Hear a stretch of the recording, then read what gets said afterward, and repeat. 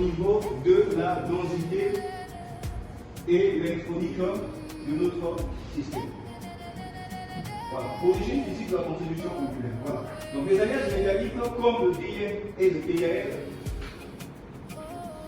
en utilisant des orbitales P et D. Or, au niveau des métaux simples, ils ne présentent que des densités électroniques qui sont stériques.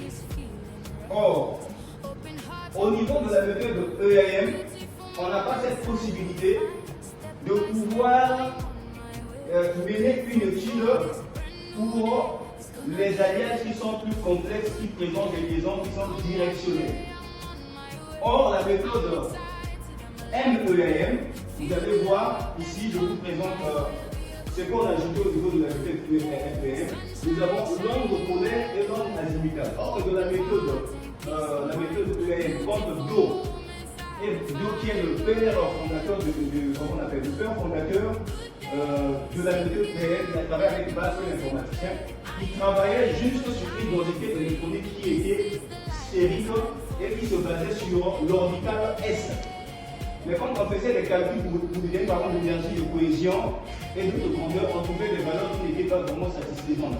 Surtout pour des structures complexes. On se basait beaucoup plus sur les métaux qui avaient des structures cubiques, telles que cubiques centrées pour la phase centrale. Quand il s'agissait des structures les plus complexes, quand on utilisait la méthode EAM, c'était très difficile qu'on trouve des résultats satisfaisants.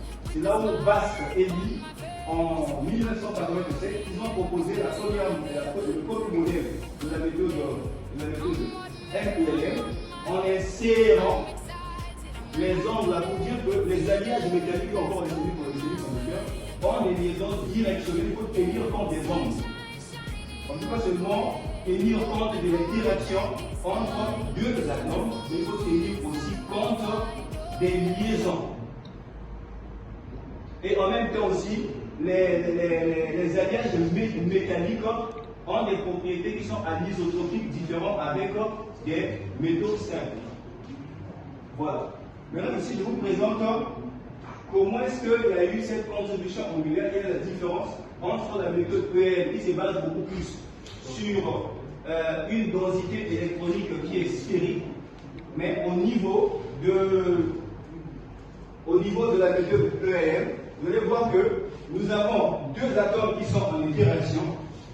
Bien sûr que les deux atomes sont en interaction. Au niveau de notre potentiel, on ne peut pas seulement tenir compte des interactions de chaque atome au niveau de l'ensemble du système.